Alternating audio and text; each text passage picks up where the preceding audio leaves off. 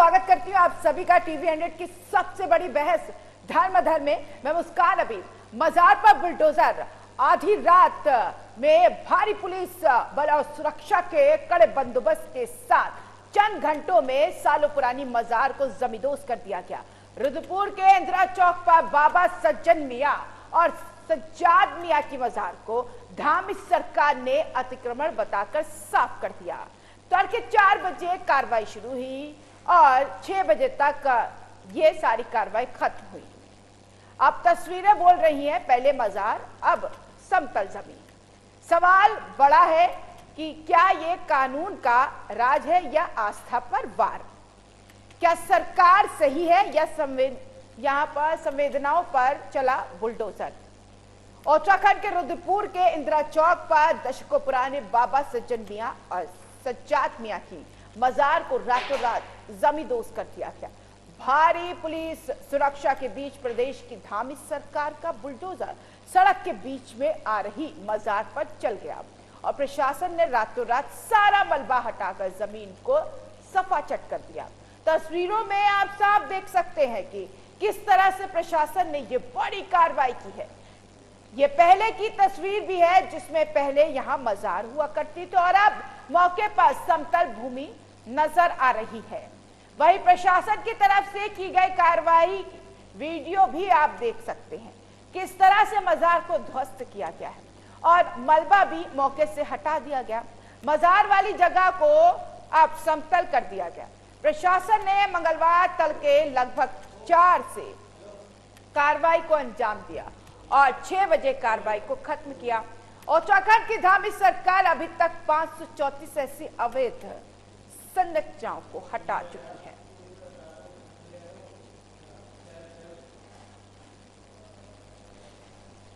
तो अतिक्रमण के जद में आने वाली ये मजार हटा दी गई है।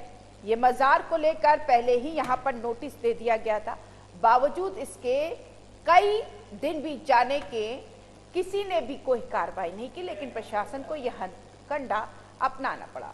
अब सवाल यह है कि सरकार की ये कार्रवाई जायज है या फिर नहीं, क्योंकि आस्था से जुड़ी ये जो स्थल थी इस पे कितने लोगों की आस्था थी, क्या उन लोगों को चोट पहुंची है और क्या सरकार सही है या संवेदनाओं पर बुलडोजर चला है? तो इसके जवाब भी हम तलाशेंगे और इसी के साथ उस सवाल के जवाब इसलिए भी लेना बहुत जरूरी है, जब आस्था पर सवाल उठते हैं तो ठेस बहुत लगती है। सवाल बड़ा है कि क्या ये कानून का राज है या आस्था पर वार? और अगर अतिक्रमण के जद में आ रही थी ये मजार, तो क्या सरकार को दूसरा विकल्प नहीं देना चाहिए था ताकि लोगों की आस्था बरकरार रहती? अगर ये मजार अतिक्रमण में था तो पहले क्यों नहीं इस पर कार्रवाई की गई? जब हजारों लोगों की, इस पे लाखों लोगों की आस्था जुड़ गई, तो ऐसे में ये कार्रवाई कहां तक जायज है?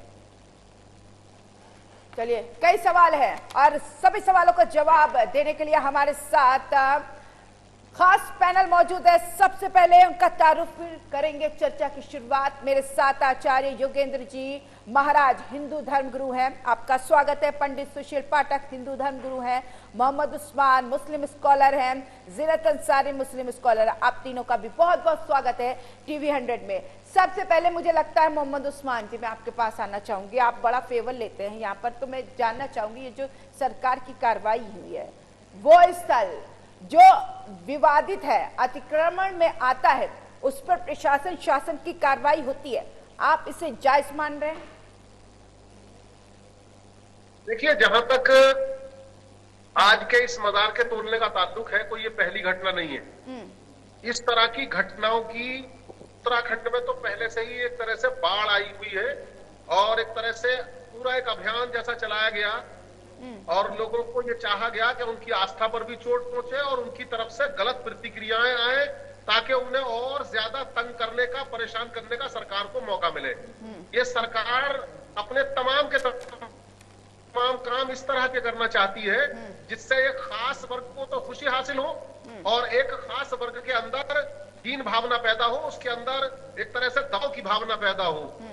जहां तक ऐसे किसी भी मजार के, मस्जिद के, किसी धर्म स्थल के मामले में उसे अतिक्रमण बताने का ताल्लुक है। ये एक सोची जो है समझी हुई रणनीति के तहत है। अच्छा। सबसे पहले किसी भी अतिक्रमण को अगर हटाया जाए तो उस हटाने से भी पहले मेरा कहना यह है, उस अतिक्रमण कराने के लिए कौन जिम्मेदार है और वहां अतिक्रमण रोकने के लिए कौन जिम्मेदार था। सबसे पहले उनके खिलाफ कार्रवाई होनी चाहिए, उसके बाद कहीं जाकर अतिक्रमण के खिलाफ कार्रवाई होनी चाहिए। मेरी समझ से अतिक्रमण बताना तो केवल एक बहाना भर है, अलबत्ता ये आस्था पर भी चोट है, उस मजार को मानने वालों पर भी चोट है और लोगों के अंदर एक तरह से दबाव पैदा हो, वो अपने आप को इस देश का द्वितीय दर्जे का नागरिक समझे और उनके अंदर से ये भावना पैदा हो कि हमें कहीं इंसाफ नहीं मिलेगा। ऐसी भावना पैदा करने से नुकसान ये है कि एक ही देश के नागरिक अपने ही देश में अपने आप को ये समझते हैं हम द्वितीय दर्जे के नागरिक हैं और उनके दिल में कहीं ना कहीं फिर देश के लिए मोहब्बत कमी आती है। तो ये एक रणनीति है। आपने कहा खास वर्ग को, आपने कहा उस्मान जी खास वर्ग को खुश करने की ये सरकार की कोशिश है। आप बताइए किस वर्ग को खुश कर रही है सरकार? उस्मान जी, ये अपने समर्थक वर्ग को खुश कर रही है। क्या हम जो हमें वोट देने वाले लोग हैं, मुझे बताइए, उनकी हिफाजत कर रहे हैं, उनके गलत कामों की भी पैरवी कर रहे हैं। ये केवल सरकार ही नहीं, अरे भाई किसी काम को अगर गलत किया है, अभी 6 दिन पुराना मामला एक नासिक का हुआ, उससे पहले दूसरी जगह का हुआ, जो बुलडोज किया गया, सुप्रीम कोर्ट को उसमें दखल देना पड़ा और यहां तक नौबत आ गई कि सुप्रीम कोर्ट ने हाई कोर्ट तक से इस बात का जवाब तलब किया है कि आपने इस पर जल्दी सुनवाई क्यों नहीं की। तो अब तो मामला कुछ इस तरह का पहुंच गया है कि ज्यादा कुछ यहां बताने के बजाय मैं तो सबसे पहले ऐसी चीजों पर चर्चा करने से ज्यादा इस बात पर जोर देना चाहूंगा, इस सब के बावजूद कि हाया कितना जुल्म हो रहा है, कहां कितनी ज्यादती हो रही है। मैं तो फिर भी कहूंगा ऐसी घटनाओं पर चर्चा न कराई जाए, विशेष वर्ग को टारगेट बनाया जा रहा है। मुझे लगता है इसका जवाब, मुझे लगता है इसका जवाब मैं पंडित सुशील पाठक जी से ले लेती हूँ। पंडित सुशील पाठक जी, आप जवाब दीजिएगा उस्मान जी का, अगर यही मंदिरों पर कार्रवाई होती जो अतिक्रमण में है, क्या आप तब भी इसको जायज मानते? देखिए मुस्कान जी, सबसे पहले मैं आपको मंदिर का ही उदाहरण दूंगा। हमारे बरेली में पीलीभीत बाईपास में मेन बाईपास बना और उसमें विलेज राम मंदिर आया और उस मंदिर को बिल्कुल हटा दिया गया क्योंकि रोड को चौड़ा करना है। यदि देश को विकास की लाइन पे लाना है तो ऐसे रोड के बीच में जो आने वाली वो है उन्हें हटाना पड़ेगा। ये कोई गलत बात नहीं है, कोई सरकार गलत नहीं करेगा, उसमें चाहे मजार हो और चाहे मंदिर हो। ये इतनी अच्छी बात कर रहे हैं उस्मान जी, कहाँ से लाते ऐसी सोच? सुशील जी देखिए कितनी अच्छी बात कर रहे हैं, जो अतिक्रमण में जल्द में आएगा। आप कह रहे हैं किसी को सरकार तंग कर रही है, आपको नहीं लगता है कि लोग तंग हो रहे थे?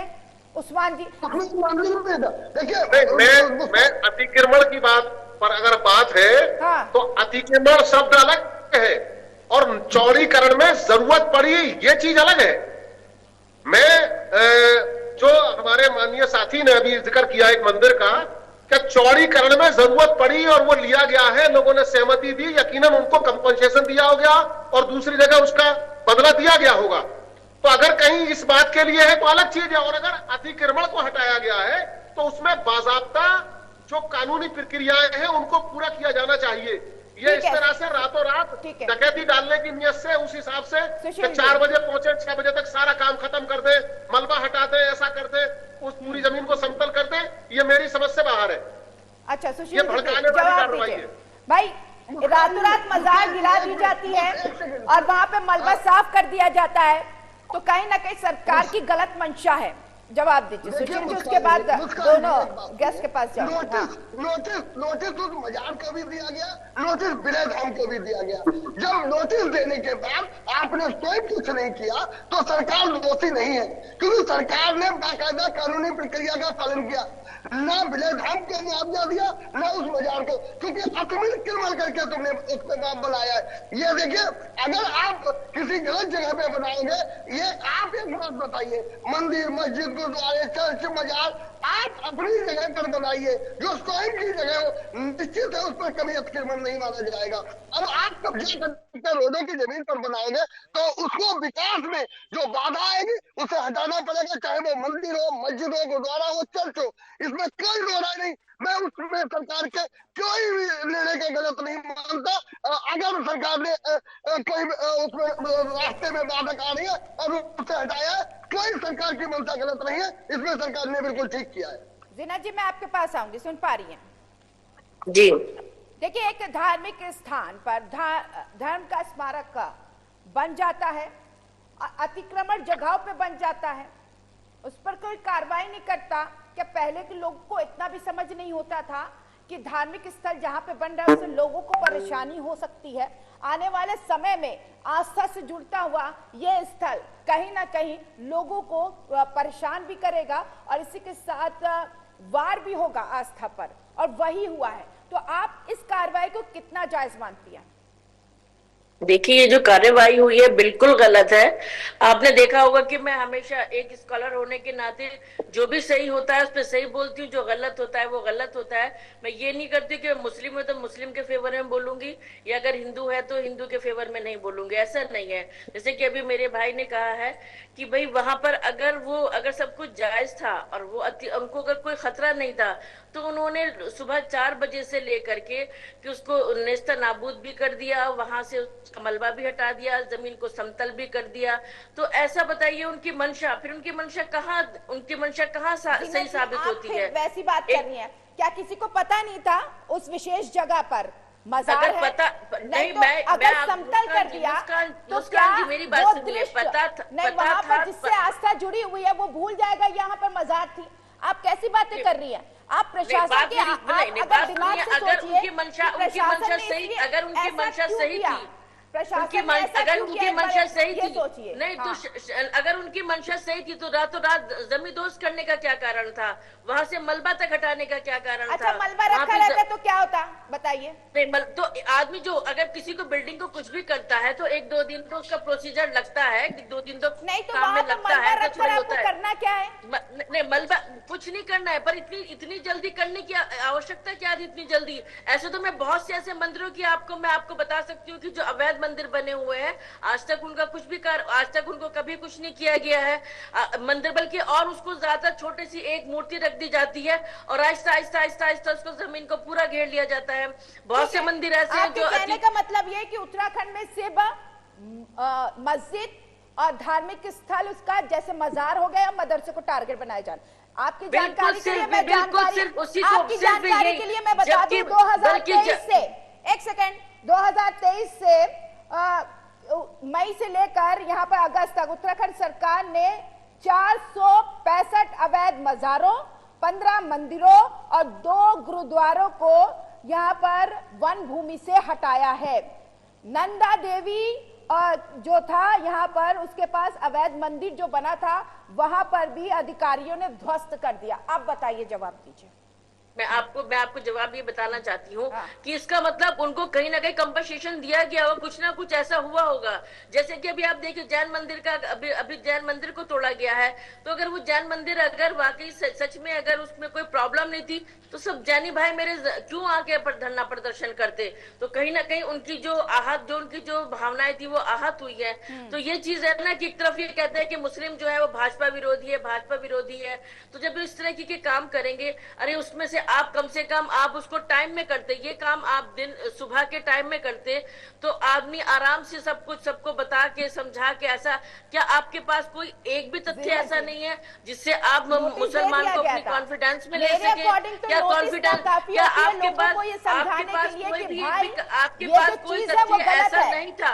मैं इसका मतलब ये, सरकार के पास कोई भी एक तथ्य ऐसा नहीं था जिससे मुसलमान को वो सेटिस्फाई कर सके या मुसलमानों को वो अपने फेवर में ले सके।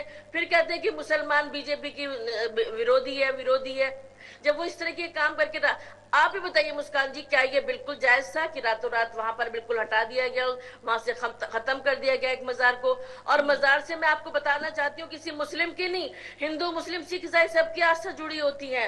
हमारे यहाँ पर तो ये सबसे बड़ा जो एक है कि एक जीना जी, आपने सवाल किया तो मेरा जवाब, जब हिंदू मुस्लिम सिख ईसाई से की आस्था मजार से जुड़ी होती तो आप एक विशेष धर्म से क्यों जोड़कर देख रही? और दूसरी बात, जब रातों रात मजार हटा दी गई तो मलबे का करना क्या है? और तीसरी बात, जब धर्म का मामला होता है तो मामला संवेदनशील हो जाता है। क्यों इस चीज को उग्र करना? ये भी तो आप संवेदनशील सोचिए। इससे जब इससे बलवा ज्यादा शादी करना तो तुरंत कर इससे दीजिए, ज्यादा तो संपर्क कर संवेदनशील दीजिए। हो गया है। इससे ज्यादा सवाल उठ गए हैं कि आखिरकार ऐसा क्या था कि जो रातों रात वहां से मलबा भी हटाना पड़ा, रातों रात आपने जमींदोज भी कर दिया है। इससे ज्यादा उसमें शंकाएं बढ़ जाती हैं अगर आप उसको स्टेप बाय स्टेप करते। ठीक है, एक और मेहमान उनको भी ले लेती हूँ आपने डिबेट में। योगेंद्र जी, मैं आपके पास आऊंगी। योगेंद्र जी, आपसे ये जानना चाहूंगी कि आपको नहीं लगता वो जगह जो आस्था से जुड़ी है, सरकार प्रशासन को इसके लिए कोई और विकल्प निकालना चाहिए ताकि किसी के आस्था को ठेस ना पहुंचे? देखिए, जो मैं एक निवेदन करना चाहूंगा, एक तो बात जो मैं कहना चाह रहा हूं कि भाई वो ये आस्था पर अटैक हुआ है और कह रहे हैं कि भाई वो क्यों की गई है ये, और बीजेपी ऐसी कार्रवाई कर रही है। मोहम्मद साहब कह रहे थे, तो ऐसा नहीं है। आप जयपुर में मेट्रो निकली थी, तो पूरे जयपुर में मेट्रो निकली तो एक दो मजार भी आई थी, लेकिन ज्यादातर हिंदू मंदिर तोड़े गए थे। और उस दौरान भी बहुत लोगों ने कहा, लेकिन यही थी बात कि एक सुविधा के अनुसार जो व्यवस्था होनी चाहिए वो करनी पड़ेगी, वो विकास के लिए वो जरूरी। अब एक बात मोहम्मद साहब ने कही थी कि किसी ने बना दी है तो उस पर कार्रवाई होनी चाहिए, ये बात सही भी है। और एक बात और मैं कहना चाह रहा हूँ कि ये जो हमारे मुस्लिम भाई है उनको इस बात का कोई विरोध नहीं करना चाहिए। क्यों नहीं करना चाहिए?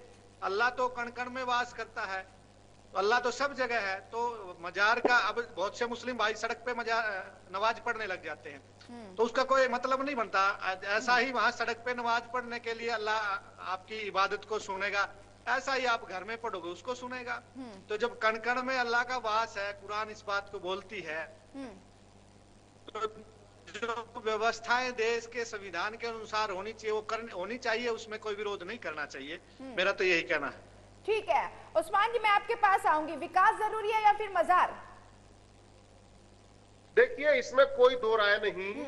जहां तक विकास का ताल्लुक है, विकास हमारी असद जरूरत है, देश की जरूरत है।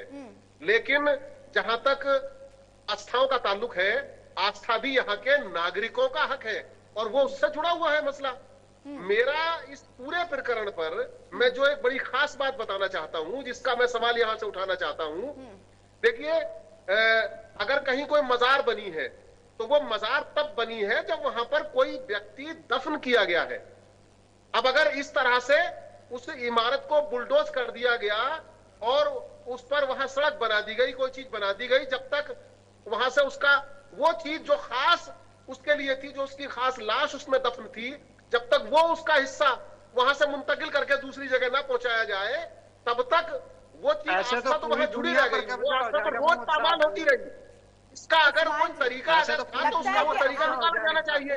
मैं जहां तक इस जगह का खास जगह का ताल्लुक है, मुझे ये बताइए, मरते तो कई लोग हैं, दफनाए तो कई लोग जाते हैं, क्या सभी की मज़ारें तैयार कर दी जाए? क्या कहता है इस्लाम मज़ार को लेकर? मेरी बात पूरी तो हो जाने दें। क्या कहता है इस्लाम मज़ार को लेकर? देखिए, जहां तक ये मजार किस जगह पर बनी थी, उसकी क्या कौनी पोजीशन थी, अगर मजार से जुड़े कुछ लोग इसमें शामिल किए जाते, किसी कोई खास व्यक्ति इसमें बिठाया जाता, तो वो जानकारी तो वो दे पाएंगे। मैं दूर हूं, मुझे और बहुत ज्यादा जानकारी नहीं है। जो आपके टीवी है उसके माध्यम से जानकारी मिली है, उसके मुताबिक मैं बता रहा हूं। मेरा सवाल आपने सुना उस्मान जी, आपकी आवाज जा रही है। मैं कह रही हूँ, आपने कहा कि जहाँ पे मजार होती है वहां पर बॉडी को गाड़ा जाता है, मुर्दा होता है, तो क्या बहुत लोग मरे हैं, क्या उनकी भी मजार बना दी जाए? क्या है धार्मिक स्थल बना दिया जाए? क्या कहता है इस्लाम मजार को लेकर, मुझे ये बताइए। मजार खास हस्तियों की बनाई जाती है और बाकी लोग कब्रिस्तान में दफन होते हैं। हाँ। और अगर यहाँ पर अगर कोई दफन नहीं था, अगर ये मजार फर्जी थी, तो मैं इसका समर्थन करता हूं, मैं इसके साथ हूं। लेकिन अगर कोई यहाँ दफन था तो फिर ये आस्था पर चोट है और उस साथ बहुत गलत व्यवहार किया गया। ये पूरा काम बहुत गलत किया गया। सुशील जी कुछ बोलना चाह रहे हैं, आ रही आपके पास। सुशील जी क्या बोल रहे हैं? सुशील जी क्या बोल रहे हैं? हमारा मजहब इजाजत नहीं देता। अगर किसी में किसी की आस्था है, हमारा मजहब इजाजत नहीं देता। सुशील जी अगर कोई खास व्यक्ति वहां दफन नहीं है, कोई खास हस्ती दफन नहीं है, तो उसकी इजाजत इस्लाम में नहीं है। सुशील जी, अगर किसी में किसी की आस्था है तो क्या उसको ठेस पहुंचाना जायज है? चाहे चलिए अवैध ही मान लेते हैं, ये उस्मान जी का मुस्कान जी, कहना मैं है ये कहना कि चाहता देखिए हूँ, आस्था का मतलब क्या होता है? योगेंद्र जी एक सेकेंड, सुशील जी जवाब दे रहे आस्था हैं। का मतलब तो ये होता है। हाँ योगेंद्र, एक मिनट रुक जाइए। हाँ बताइए मुस्कान जी। जवाब दीजिए। आस्था को ठेस पहुंचाना क्या ये जायज है, आप मानते हैं? मुस्कान जी सबसे पहले हमें थोड़ा सा समय दें, हम आपको विस्तार से एक बात बताना चाह रहे हैं। देखिए हमारे जो हिंदू मंदिर बनते हैं उसमें हम जो मूर्ति की स्थापना करते हैं, प्राण प्रतिष्ठा करते हैं, उनमें प्राणों का संचार वैदिक मंत्रों से करते हैं। अगर ऐसे मंदिर, अभी हमारे योगेंद्र जी ने बताए, आपने बताए 15 मंदिर उत्तराखंड में हटाए गए और जयपुर में जो बनाई गई उसमें हटाए गए, तो एक मुर्दा जहाँ पे दफनाया गया अगर वो जगह से अगर हटाई गई तो वहां में और हमारे मंदिरों में कितना अंतर है। अब नंबर 2, इनके इस्लाम में एक बात कही गई है कि सबसे पहले वहां पर मस्जिद बनाई जाए जहां पर जगह कोई विवादित ना हो, कोई गलत जगह ना हो। तो अयोध्या में हमारे राम मंदिर को तोड़कर बाबरी मस्जिद बना दी गई। देखो फिर आपने गड़बड़ कर रहे हैं, आप गड़बड़ कर रहे हैं, क्या कर दिया है? आप बात करने में गड़बड़ कर रहे हैं। नहीं, मैं एक बात कहना चाहूंगा मोहम्मद साहब, आस्था का मंदिर ढूंढना बंद करिए। देखिए सुशील जी, आप ना मुद्दे से भटक रहे हैं। अभी यहाँ पर बात हो रही है, एक मजार को तोड़ दिया जाता है रातों रात, किसी की आस्था को ठेस पहुंचा दिया जाता है, तो ऐसे में क्या जायज है? योगेंद्र जी मैं आपके पास, मुस्कान जी मैं आपके पास वहाँ आस्था नहीं है, क्या बोल रहे हैं? क्योंकि इस्लाम तो बुत परस्ती को मानता नहीं है। ये कह रहे इस्लाम मजार को मानता नहीं है। जीनत जी देखिए, बुत परस्ती होना और किसी, सुनिए भाई मेरी बात सुनिए, बुत परस्ती को मानता नहीं है, तो वो बुत परस्ती नहीं है, वहाँ बुत परस्ती नहीं है, वहाँ जाके हम अपना माथा नहीं टेकते हैं, वहाँ पर वहाँ पे हम माथा नहीं टेकते हैं, वहाँ पे जाके वो बुत परस्ती नहीं है। बुत परस्ती अलग होती है, पहले आपको ये नॉलेज होनी चाहिए बुत परस्ती क्या है, माथा टेकना क्या है। और ये बिल्कुल सही बात है, कण कण में अल्लाह है। तो इसका मतलब तो आपकी सरकार है, आपके हाथ में पावर है, आप जाइए सब मस्जिदों को तोड़ दीजिए, कण कण में अल्लाह, अपने घर में नमाज पढ़िए। आप सड़कों पे लगा रहे हैं, पाबंदी लगा रहे हैं सड़कों पे। अभी हनुमान जयंती हुई है, पूरी रात निकला, और मेरे खुद की मैं खुद इस बात की बिल्कुल गवाह हूं कि 2 एम्बुलेंस वहां पर फंसी रही, बड़ी मुश्किल से एम्बुलेंस को निकाला गया। वहां पे एम्बुलेंस इधर उधर से बार रास्ते काटती रही। पर एक मरीज के लिए आप पूरा रोड जाम कर देते हैं। हमारी 5 मिनट की नमाज से आपके पेट में दर्द हो जाता है कि सड़कों पे नमाज पढ़ने से। उस वक्त यदि सड़क को कोई रोकता है वो ठीक नहीं है। आपकी बात एम्बुलेंस फंसी वो भी ठीक है, उस बात को हम लोग भी मानते हैं। तो यहाँ यदि पर कोई धर्म व्यवस्था सबसे से आगे ला काम देता करता है, है तो अच्छा लेकिन है। हर धर्म ये बिना कहता है। व्यवस्था काम योगेंद्र करता है, जी, ठीक नहीं मैं है। आपको बताना चाहती हूँ, मुजफ्फरनगर में सड़क चौड़ी करने के लिए 2 मेन मंदिर ऐसे आ रहे हैं जिनको नक्शे से निकाल करके उनको अलग कर दिया गया है, सड़क को शेप खराब कर दी गई है, पर मंदिर के ऊपर जरा सी भी उन्होंने आंच नहीं आने दी है वहां पर मंदिर, क्योंकि पता था कि वहां पर मुजफ्फरनगर जो है बड़ा संवेदनशील इलाका है वहां पर, तो वहां पर तो ये बिल्कुल ये बचा दिया गया मंदिर को। तो तब वहां पे क्यों नहीं हुआ विकास? तब भारत का विकास कहाँ चला जाता है? जब मंदिर का मसला आता है, जब मस्जिद का मसला आता है, तो भारत के विकास की बात करते हैं। आखिर ये दो नीति वाली बात क्यों है? ये भेदभाव वाली बात क्यों है? फिर ये योगेंद्र जी आप जवाब दीजिए। बरेली आइए, विलय हटाया गया है, हम आपको दिखाएंगे। विलय धाम बड़ा मंदिर बना था, वो हटाया गया है। ये 2 बातें नहीं है। बिल्कुल विकास में जो रोड़ा आएगा उसे हटाना चाहिए और सही हट रहा है। ठीक है योगेंद्र, अभी मेरे भाई ने मोहम्मद साहब ने कहा है कि अगर उनका जी रुकिए। योगेंद्र जी आप मानते हैं कि सिर्फ और सिर्फ मस्जिदों और मज़ारों को टारगेट बनाया जा रहा है, मंदिर आती अतिक्रमण को तो उसको छोड़ दिया जाता है? भाई ऐसा क्यों करती है सरकार? जीनत जी का ये कहना है, बताइए, जवाब दे दीजिए। योगेंद्र जी सुन पा रहे हैं? जी नहीं, ऐसा नहीं है। मैंने आपको उदाहरण दिया, आप अजमेर जयपुर में जाएंगे तो जयपुर में 2 शायद मस्जिद मजार थी वो हटाएगी, लेकिन 28 के लगभग मंदिर हटाए गए थे। तो ऐसे बहुत जगह, सब जगह ऐसा मिलेगा, ऐसा नहीं है। और ये दोगली नीति नहीं है सरकार की। सरकार चाहती है और अमन चैन से हम लोग रहे, और वही अच्छा रहेगा। जो हमारे मुस्लिम भाई हैं इस तरह का विरोध यदि प्रदर्शन करते हैं, उनको बैठ करके बात करनी चाहिए। और सरकार को लॉ एंड ऑर्डर की स्थिति को मेंटेन करना होता है। वो 4 बजे काम करे, 6 बजे करे, वो उनका तरीका होता है, वो उस काम को करते हैं। और रही बात नोटिस भी दिया गया है और सारी बात पहले कही गई है। तो और मजारे हैं, वो जो गलत है वो गलत है, वो भाई आप जो 28 मंदिर की बात कर रहे हैं, मैं आपको मैं 28 नहीं, मैं आपको 128 मंदिर ऐसे बता सकती हूँ जो छोटी सी जगह में एक मूर्ति रखते हैं और उसको फिर वो उसका एरिया बड़ा करते जाते हैं, जो कि बिल्कुल अवैध होता है। ऐसे अवैध को तो अगर मान लो कोई भी नहीं बोलेगा, अगर कहीं मैं भी ऐसे मस्जिद का कहीं भी नमाज पढ़ने लगती हूँ सड़कों पर, तो आप लोगों को प्रॉब्लम होती है। तो आपने वो इसीलिए ऑब्जेक्शन नहीं उठाया कि आपको खुद पता था कि ये अवैध है, इसलिए आप लोगों को ऑब्जेक्शन नहीं उठाया है। अगर आप फिर अभी तो आप पहुंच गए थे, मेरे भाई बाबरी मस्जिद पहुंच गए थे, तो जब वहां पे था मुसलमानों ने जब पता चला कि नहीं ये गलत है, तो खुशी खुशी बिना किसी लड़ाई झगड़े के, बताइए कहीं भी कोई झगड़ा हुआ है, कहीं भी कोई झगड़ा हुआ है, खुशी खुशी उन्होंने खुशी बिल्कुल अपने आप को दे दिया। 1400 वर्ष पहले आप लोग हिंदू ही थे, ये झगड़ा ही खत्म कर देना चाहिए। 1450 वर्ष पहले आप लोग भी हिंदू थे, हमारे भाई बहन थे, तो ये झगड़ा ही खत्म कर देना चाहिए। क्या मतलब थे? हम तो आज भी आपको अपना भाई मानते हैं। थे से क्या मतलब हुआ? ये जो मतलब कि जो हिंदू बनेगा वही आपका भाई होगा, थे से क्या मतलब हुआ? हम तो आज भी आपको अपना भाई मानते हैं। देखिए, जो आज भी आपके मंदिरों की उतनी आदर करते हैं। अगर कल आपके मंदिर पे कहीं भी कुछ आचात आती है तो डॉक्टर जीनत अंसारी उसका बिल्कुल विरोध करेगी, आपके साथ खड़ी दिखाई देगी उसमें से। पूरा पारिवारिक मामला लगता है। जब हिंदू मुस्लिम की बात होती है, बात कहेंगे कि मेरा मंदिर मेरा मस्जिद, फिर बाद में आपसी भाईचारे की बात कर देते हैं। बड़ा ही अलग सा महसूस होता है। उस्मान जी, मैं आपके पास आऊंगी। एक देखिए, एक तरीके से एक धर्म को छोड़ दीजिए, अलग रख दीजिए। मैं आपसे ये जानना चाहूंगी, क्या एक इंसान होने के नाते, चलिए आप धर्म को भी ले आती हूँ बीच में, धर्म क्या कहता है कि धर्म ये कहता है कि सबसे पहले आप जहां पर रह रहे हो उसके बारे में सोचो, उस धरती को बचाने के बारे में सोचो, इंसानियत सर्वोपरि है। तो अगर इंसानियत के नाते एक परेशानी हो रही है, अतिक्रमण हटा दिया गया, तो इसको आस्था से क्यों जोड़ रहे हैं आप?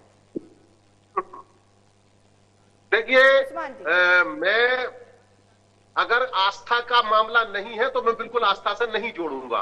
मैं 2-3 बड़ी खास बातें कहना चाहूंगा। यहाँ हमारे तमाम साथियों ने बहुत सारी बातें रखी हैं। क्लियर बोलूंगी उस्मान जी, अगर मैं उन तमाम चीजों को जोड़ते हुए आपकी बात कर, भाई हिंदू धर्म गुरु से पूछती हूँ कि भाई मंदिर क्यों हटा दिया, उन्होंने बोला, सुशील पाठक ने बोला कि भाई हटा दिया गया, अतिक्रमण में आ रहे, आप लोग क्यों इतना फसाद फैलाते हैं, क्यों इतना गुस्सा हो जाते हैं? अल्लाह तो हर जगह है ना, क्या जरूरत है किसी एक स्थल बना दो धर्म के नाम पर और बिजनेस चलाओ? उस्मान जी, जीनत जी सुन पा रही? ये सुन पा रही हूँ। उस्मान जी का नेटवर्क चला गया है। तरफ मैं स्विप करती हूँ, बताइए। देखिए, ये सिर्फ एक आस्था की बात होती है। आस्था का मतलब आप समझ सकती हैं कि जो ऐसा नहीं है कि मैं मर गई हूँ, मेरी अस्थि को, मेरी डेड बॉडी को कहीं पे दफना दिया गया है, वहां पे मजार बना दिया गया है, तो वो तो बिल्कुल सरासर गलत है, वो सरासर गलत है। पर एक जो महापुरुष हमारे हुए हैं, जिन्होंने इस्लाम धर्म को बताया है, इस्लाम धर्म को फैलाया है, जो इस काबिल है महापुरुष, तो उनकी अस्थि को, उनके शव को जहाँ पे रखा जाता है, तो वहाँ पे यही होता है कि वो अच्छी सीख ले सके उनसे आकर के। जो वहाँ पे आज भी उनको दुआएं, लेकिन ये जो मजार है, मजार तो मैं मजार का ही बता रही हूँ। ये कोई धर्म प्रचारक नहीं थे, वो कत्लेआम करने वाले लोग थे जिनकी मजारें हैं। जो शहीद और गाजी की मजार बनाई हुई है, और किसी धर्म प्रचारक की मजार नहीं बनाते हैं मुसलमान लोग, तो इसलिए वो धर्म प्रचारक नहीं थे, उनको धर्म प्रचारक नहीं कह सकते। तो दिल्ली में जो निजामुद्दीन औलिया है, निजामुद्दीन औलिया के बारे में आप क्या कहेंगे? निजामुद्दीन औलिया है, उसके बारे में आप क्या कहेंगे? मुस्कान जी, बरेली में कुत्ता साहब की इजाजत है, उसे क्या कहेंगे? और कौन से देवता और कौन से महापुरुष की है, जरा ये बताएं हमें। एक कुत्ता साहब की इजाजत है, मजार बनी हुई है हमारे बरेली में, वो बताएं कि कौन से महापुरुष, कौन से देवता थे जिनकी पूजा करके इस्लाम धर्म पूजा करता था? कुत्ता साहब की मजार बनी हुई है। पाठक जी, शहीद और गाजी जो उपाधि है मुस्लिम समुदाय में, गाजी उसको कहते हैं जो किसी का बलात् कत्ल करके धर्म परिवर्तन करवाता है, और जो करवाते करवाते मर जाता है उसको ये शहीद बोलते हैं, जिसको सैयद कहते हैं अपने यहाँ भी। तो उसको गाजी और शहीद ये दो उपाधि नहीं की मजार बनती है। तो इनकी तो बनाने की ऐसा कुछ नहीं है। ऐसा आपको ऐसा कुछ नहीं है कि जो ऐसा कत्लेआम करके करते हैं उनकी मज़ारें बनी जाती है। आप शहीद का और गाजी का अर्थ बता दीजिए। आप शहीद और गाजी का अर्थ बता दीजिए। आप बिल्कुल उसमें गलत, आपको नॉलेज नहीं है मेरे भाई, आप नॉलेज लीजिए। आप बताइए शहीद और गाजी का क्या अर्थ है? खान साहब जुड़ गए हैं, मोहम्मद साहब भी जुड़ गए हैं। आप मोहम्मद साहब बताइए शहीद और गाजी का क्या अर्थ है? देखिए, सबसे पहली बात तो यह कि यहाँ पर अभी हमारी आपकी क्लास नहीं लग रही है क्या? अगर मुझे आप या तो पढ़ाने का मौका देंगे। रही बात, देखिए आप बड़े हैं हमारे से, आपका उत्तर दूंगा मैं, आपका उत्तर दूंगा। देखिए, शहीद उसको कहते हैं जो किसी नेक काम में लगे और उसकी जान उसमें चली जाए, उसको शहीद कहते हैं। नेक काम क्या लिखा हुआ है वहां? जहाँ डेफिनेशन है वहां नेक काम क्या है? अरे नेक हर वो काम है जो इंसानियत का काम है, जो लोगों की मदद का काम है, जो इंसाफ दिलाने का काम है। मारना। अरे पहले आप नहीं, आप गलत, वहां लिखा हुआ है, आप देखेंगे। और ये बताइए कौन से देवता में कुत्ता की मजार बनी हुई है? जरा बताओ दोनों लोग, हम मुसलमान इसको सारी इंसानियत को बताया। इस्लाम के खिलाफ गलत प्रचार में लगे हो। आपकी मोहम्मद साहब, आपकी आवाज ये नहीं बता पाऊंगा। गाजी किसको कहते हैं ये भी बता देता हूँ। गाजी उसको कहते हैं जो ब्रेक कर रही है। रुक जाइए एक सेकंड, दुरुस्त कराती हूँ, आप सभी के पास लौटती हूँ।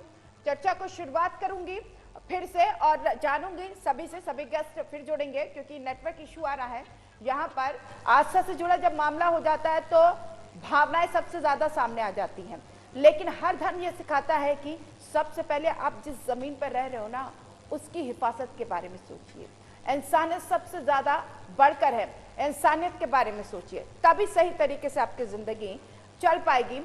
उस्मान जी और जीनत जी, देखिए आप कह रहे हैं कि एक महान पुरुष जो अपने धर्म के लिए लड़ते लड़ते मर गया, वो महान पुरुष हो गया, उसकी मजार बन गई। लेकिन मैंने कहीं पे पढ़ा था जो मैसेंजर है मोहम्मद सल्लल्लाहु अलैहि वसल्लम, उन्होंने कहा कि जब मैं मर जाऊं तो मेरे ऐसा स्थान मत बनाना जहां पर बाजार लगे, उसे सजा के उसे पूजना नहीं।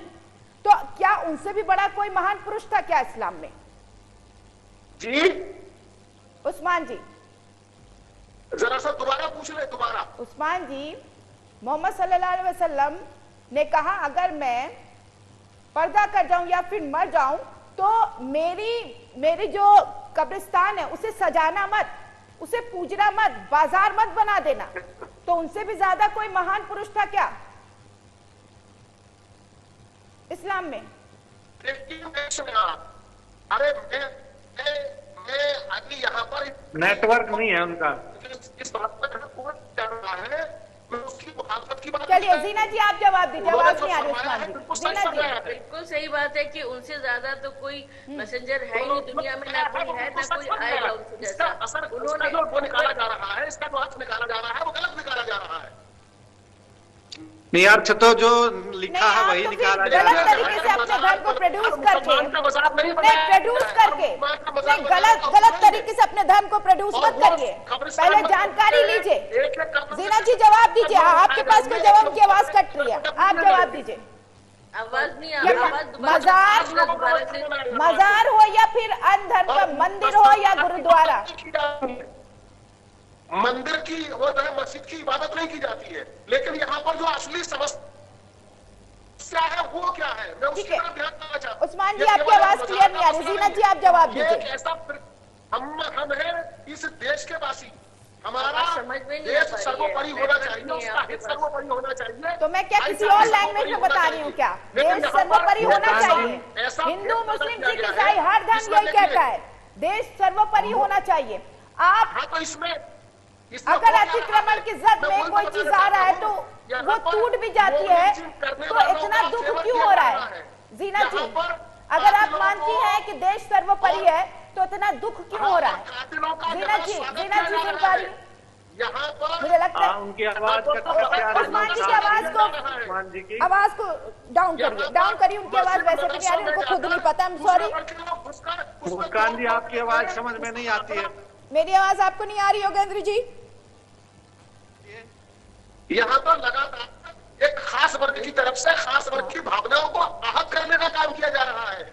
मुस्कान जी, क्या पूछ रहे बताइए? हटाने का काम किया जा रहा है और सरकारी संरक्षण कैमरा के ऑन उस कर संग्राम दीजिए। को हाँ। उस्मान हम जी की इसका आवाज विरोध सही कर रहे नहीं आ पा रही है, हैं। उसे असली चीज डिस्टर्ब ये हो रहा है है। कि सरकार का इसमें उनको संरक्षण नहीं मिलना चाहिए। जो गलत करे कोई भेद नहीं होना चाहिए।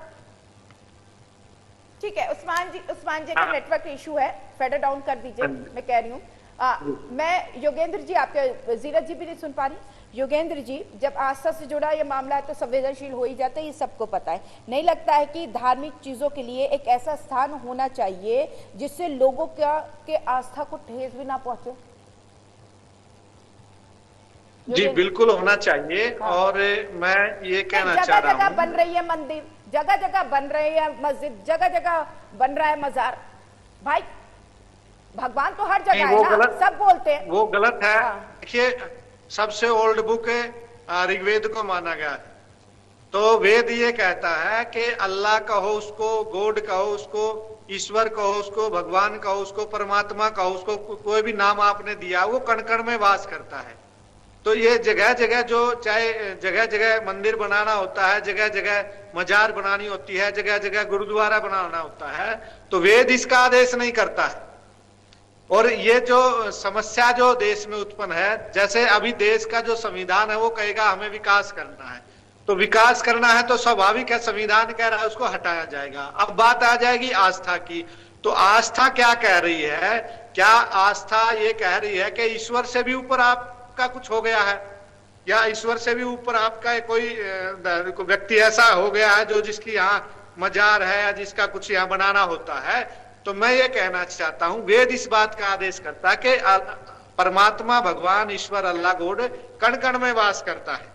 तो जब कण कण में वास करता है तो वो सब जगह है। इबादत आपने यदि करनी है, पूजा पाठ जो भी आपने करना है, तो आपका एक कहीं भी बैठ करके कर सकते हो। दूसरी बात मैं कहता हूं कि हिंदू जो हमारा धर्म है, संप्रदाय है, तो वो मानता है एक मंदिर और पूजा को मानता है, एक मूर्ति को मान करके, अपने भगवान की एक आकार को मान करके, बना करके उसकी पूजा करता है। और मुस्लिम कहता है कि हम इस आकार को और बुत परस्ती को हम मानते नहीं है, कुरान भी ये कहती है।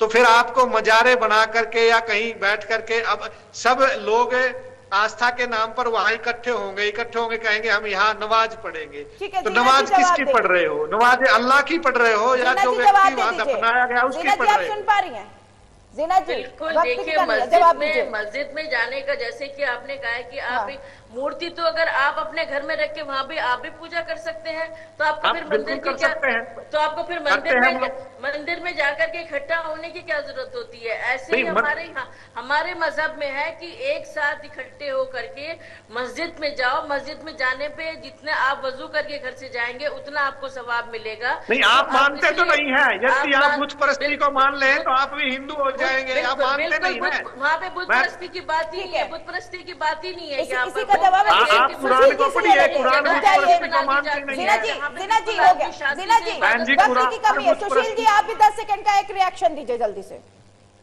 10 सेकंड का रिएक्शन, फिर उस्मान जी आप दीजिएगा। सुशील जी रिएक्शन दीजिए 10 सेकंड। देखिए मुस्कान जी, हमारे हिसाब से मंदिर, मस्जिद, गुरुद्वारे, चर्च एक पवित्र जगह पे बनने चाहिए, वहां पूजा होनी चाहिए। कहीं अवैध जगह पे नहीं बनना चाहिए, और अवैध बने हैं उनका हमें विरोध नहीं करना चाहिए। उसके विकास में अगर कोई आ रहा तो हमें सरकार का साथ देना चाहिए। उस्मान जी रिएक्शन 10 सेकंड का। देखिए, ऐसा है, मैं जहां तक मंदिर, मस्जिद, गुरुद्वारा किसी का भी है, यकीनन इस बात का समर्थन करता हूं कि वो अवैध जगह पर नहीं बनना चाहिए। लेकिन साथ ही ये भी मांग करूंगा कि कहीं भी जब ये बनाया जाए तो उस वक्त इसे नहीं बनने देना चाहिए। लेकिन चलिए, नेटवर्क इश्यू उस्मान जी, आप सभी मेहमानों का बहुत बहुत शुक्रिया। आप चारों जुड़े और अपनी बात रखी, चर्चा में शामिल हुए। आचार्य योगेंद्र जी आपका भी बहुत बहुत शुक्रिया, पंडित सुशील जी, मोहम्मद उस्मान जी, जीनत अंसारी जी, तमाम लोग अपनी बातें रखते हुए नजर आए। लेकिन अब देखना यह है कि जिस तरीके से अतिक्रमण पर कार्रवाई हो रही है उसके जद में कितने धार्मिक स्थल आते हैं और उसको नियंत्रण करने के लिए प्रशासन और शासन और तमाम धर्म गुरुओं की क्या भूमिका होती है। लेकिन ये बात साफ है, अगर किसी भी स्थान से नुकसान पहुंच रहा है तो धर्म ये सिखाता है कि उस स्थान को हटा दीजिए, उस चीज को हटा दीजिए। जब हटाया जा रहा है तो आपके पेट में दर्द क्यों हो रही है भाई?